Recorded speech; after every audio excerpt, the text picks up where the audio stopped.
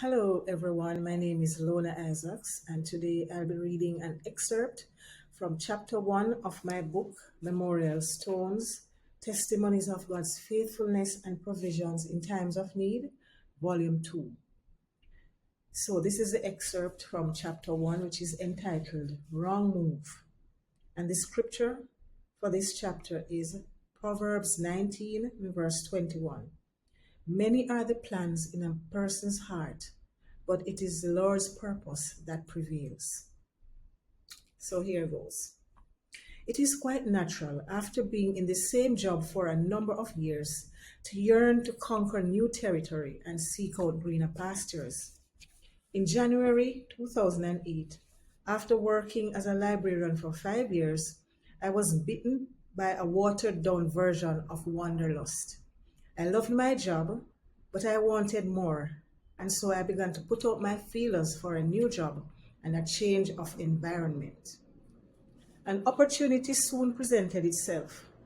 It was a position as head of a department for a small unit of 6 persons in the same ministry that I was employed.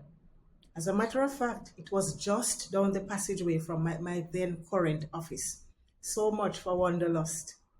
The head was retiring and suggested to me that I should apply for the position as the recruitment process was about to begin. She explained that the salary was quite good and that there were a few perks which at the time were not included in my current pay package. I thought about it, but did I ask God what I should do? No. It seemed as clear as day. The desire for the job became even greater when I became aware of the fact that the salary was double what I was earning at the time. I was already familiar with the members of the department, so it seemed a no-brainer to apply for the position. The way seemed right in my own eyes, but I was in for a rude awakening. I put in my application as soon as it was time.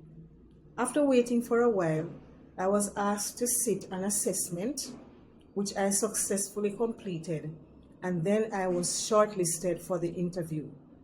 I came out on top and was selected for the job.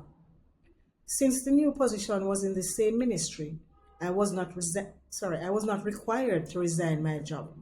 I was only required to be transferred, and this proved to be a blessing later on.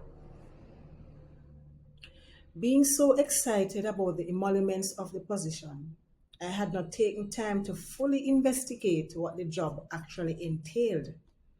I had been blinded by the dollar signs. Before the actual transfer took place, I was asked to understudy the outgoing head of department. A portion of my lunchtime was assigned for this purpose. A few days after commencing this exercise, the dream began to unravel. I began to realize that this job was not to my liking. It was way too tedious and required a great attention to detail, which I found to be quite exhausting. I did not see myself being in that job for a long period, and this started to make me feel worried. In fact, one day as I headed back to my desk after the session, I distinctly heard in my spirit, "You have made a wrong move." Wow. What could I do at this point? I had already been selected for the position. So I decided that I would have to make the best of it. I would just have to save face because in my mind, it was too late to turn back. The horse had already gone through the proverbial gate. I ignored the still small voice, and to my detriment, I eventually had to pay the price. So this is an excerpt from chapter 1, which is entitled Wrong Move.